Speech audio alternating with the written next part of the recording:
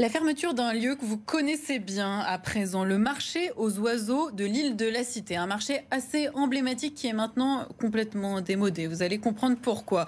La fermeture a été votée au Conseil de Paris, aujourd'hui sous l'impulsion d'une association de défense des animaux, l'association PAZ. Maïmouna, bonsoir. Bonsoir Marguerite. La mairie de Paris s'engage de plus en plus dans la protection de la faune dans la capitale.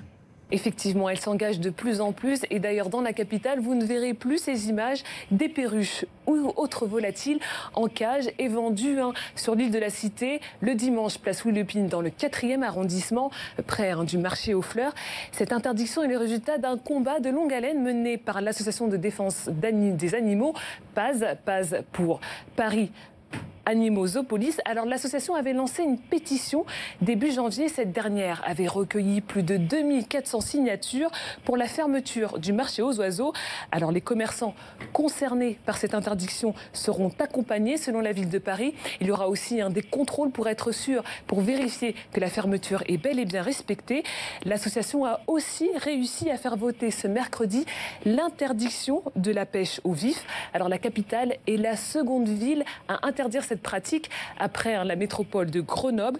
Pour rappel, la pêche au vif, c'est une technique qui consiste à utiliser un animal vivant, souvent un poisson comme appât. Le poisson utilisé comme vif est généralement un gardon, un verron ou encore une carpe. Alors pour l'association, ces interdictions représentent un tournant. On écoute la cofondatrice de l'association PAZ.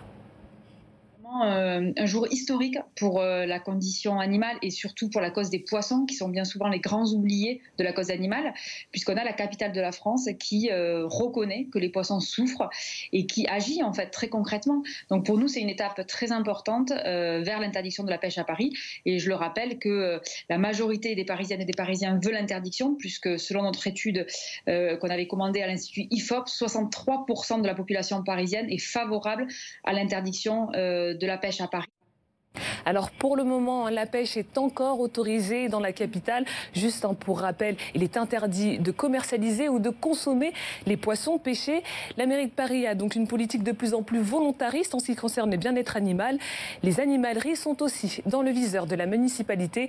On écoute Christophe Nadjowski, le maire adjoint chargé de la condition animale. Il nous semblait important également de prendre à bras le corps cette question des animaleries pour leur faire évoluer leur modèle et faire en sorte qu'on ne soit plus dans l'achat compulsif de jeunes chiots ou chatons de moins de 6 mois.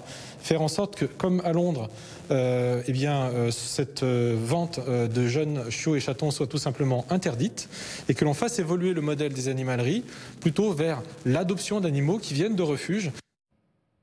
À savoir aussi que depuis l'année dernière, à Paris, plus aucun chapiteau, aucun cirque ne peut planter son chapiteau si dans ses spectacles, il y a des animaux sauvages. Merci beaucoup Maïmouna Bari de ces explications, l'engagement de la mairie de Paris aux côtés de nos amis les bêtes. Merci beaucoup à toi.